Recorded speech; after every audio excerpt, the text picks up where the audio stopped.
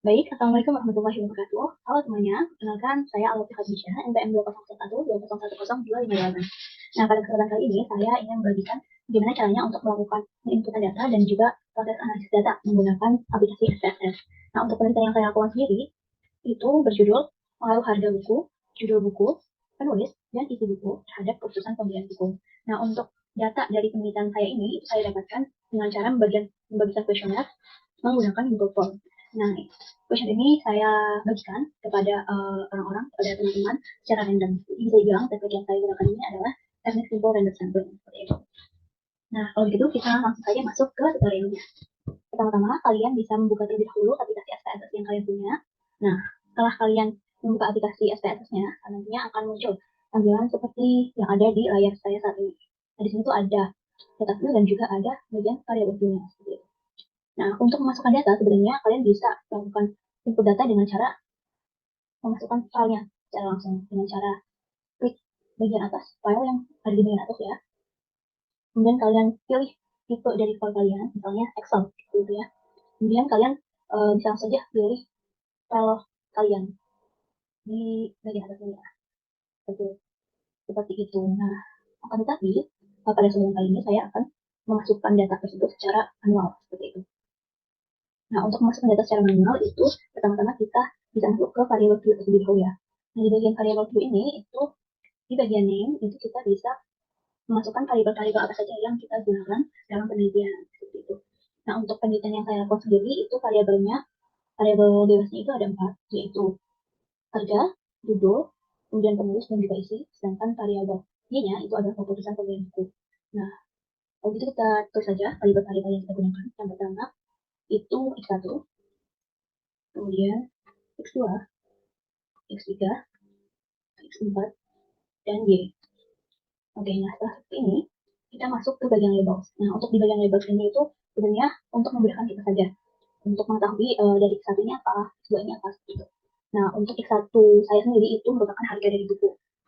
Harga dari buku, kemudian untuk X2-nya itu adalah judul, kemudian X3-nya itu adalah penulis atau pengarang ya, pengarang buku, kemudian X4-nya itu adalah isi atau sinopsis, kemudian untuk Y-nya itu adalah keputusan pembelian buku. Nah, kalau sudah seperti ini, kita masuk ke bagian value. Nah, untuk di bagian value sendiri, itu di kuesioner saya memberikan 5 opsi, yaitu dari sangat tidak setuju ke sangat setuju. Nah, kita bisa memasukkan value tersebut. Angka 1, itu sangat tidak setuju, setuju, dan kita add. Kemudian 2, itu artinya tidak setuju.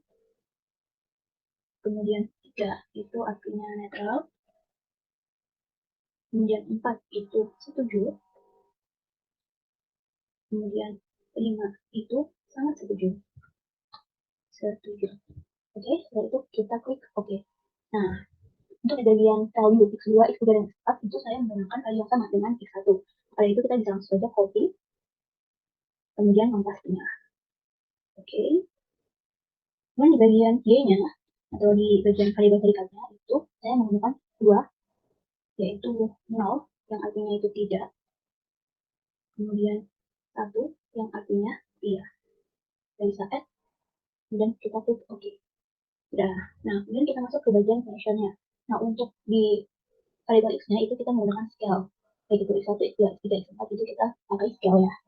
Kemudian untuk di variabel Y-nya itu kita menggunakan nominal. Oke, nah setelah seperti ini kita bisa masuk ke bagian data view. Nah, untuk di bagian data view ini kita bisa memasukkan data hasil yang kita peroleh dari bagian kuesioner sebelumnya. Gitu. Nah, di sini saya akan membuka file dari data yang saya dapatkan. Nah, di sini sudah ada data-datanya ya. Nah, kita cukup mengcopy saja data dari kuesioner kita. Gitu.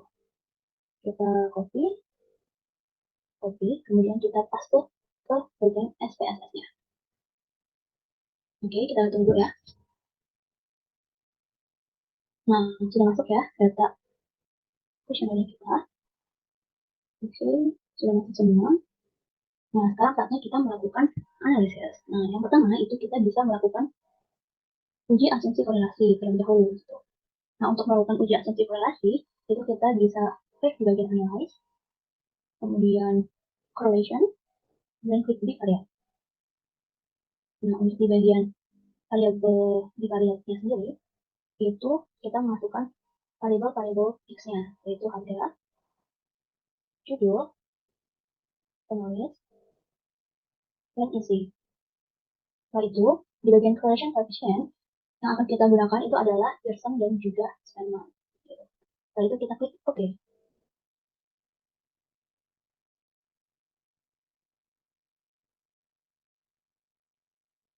Nah, setelah itu kita bisa lihat ya hasil dari uji asumsi korelasi ini. Oke, di bagian uji asumsi korelasi ini itu kita bisa melihat ya, yaitu Pearson correlation-nya dan juga Steinman. Nah, di bagian Pearson maupun Steinman itu kita bisa lihat bahwa nilainya itu di bawah dari 0,6 atau 0,7. Bisa lihat ya, nilainya itu di bawah 0,6. Di Steinman juga kita bisa lihat nilainya itu di bawah 0,6 ya. Artinya bahwa korelasi antar variabel X-nya ini itu tidak tinggi ya. Atau bisa dibilang korelasi antar variabelnya itu rendah, di mana hal ini itu baik bagi sebuah penelitian seperti itu.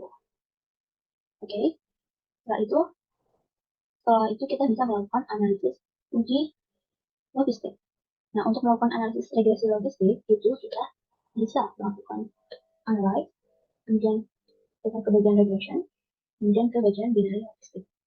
Nah, di bagian binary logistik ini itu kita masukkan variabel dependent dan juga variabel independennya. Untuk variabel dependent sendiri itu kita masukkan keputusan pembelian buku, kemudian kita juga masukkan variabel X-nya, yaitu harga, judul, penulis, dan juga isi atau sinopsis.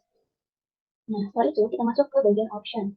Nah, di bagian option ini, itu di bagian statistik and plot, kita bisa memilih mana saja yang akan kita gunakan. Nah, di sini yang akan digunakan oleh saya itu adalah classification plot, kemudian Hausman, kemudian correlation of estimates, dan juga iteration history. Nah, setelah itu kita bisa langsung klik continue.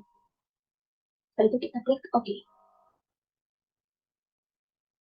Nah, kita lihat ya, analisis logistik, logistik yang dihasilkan. Bisa lihat di sini itu ada dashboard summary, kemudian juga nanti ada box 1, kemudian di sini ada classification table dan juga variable indication seperti itu. Ini untuk hasilnya ya.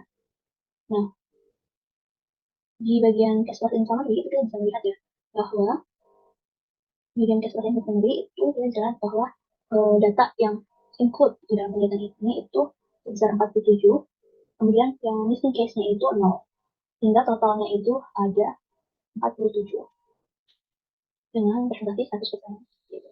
Kemudian yang terpenting lagi yang bisa kita lihat ya di tulisan ini, di hasilnya itu di bagian box satunya. Nah, di bagian box satunya itu kita bisa melihat di bagian classification table. Nah, untuk di bagian classification table ini itu kita bisa melihat ketepatan model dalam prediksi variabel terikannya. Di mana variabel terikannya di sini itu adalah keputusan pembelian buku. Gitu. Nah, kita bisa lihat ya bahwa untuk keputusan tidak itu memiliki presentasi koreknya itu 66,7%. Sedangkan untuk keputusan iya itu memiliki persentase koreknya itu 97,7%, sehingga overall presentasinya itu sebesar 95,7%. Seperti itu. Kemudian di bagian variable integration itu kita bisa lihat di bagian B. Nah, untuk di kolom B sendiri itu nantinya adalah nilai yang dimasukkan ke dalam model. Di mana nilai negatif ini itu kemungkinannya itu 0 atau tidak berpengaruh, sedangkan yang nilainya itu positif kemungkinan besarnya itu 1 atau berpengaruh. Nah, untuk yang nilainya itu 0 sampai 1 itu ada kecenderungan ke 1. Gitu. Nah, kita bisa lihat di bagian X1, X2, X3, dan X4-nya itu nilainya kemungkinan 1 atau dia kemungkinan berpengaruh. Seperti itu. Kemudian di bagian variable the equation, bagian stick, di bagian stick di sini ya, kita bisa melihat bahwa nilainya itu semuanya di atas 0,05, di mana arti dari hal tersebut itu jika nilainya itu di atas 0,05 artinya variabel-variabel bebas atau variabel-variabel X-nya ini itu tidak mempengaruhi secara signifikan terhadap variabel-variabelnya. Dapat disimpulkan bahwa variabel X di sini itu tidak memiliki pengaruh yang signifikan terhadap variabel Y-nya. Atau kita bisa bilang juga di sini bahwa Harga, judul, penulis, dan isi buku tidak berpengaruh secara signifikan terhadap keputusan pembelian buku. Sekian penjelasan yang bisa saya sampaikan, semoga bisa bermanfaat untuk kalian semua. Kurang lebihnya mohon maaf. Wassalamualaikum warahmatullahi wabarakatuh.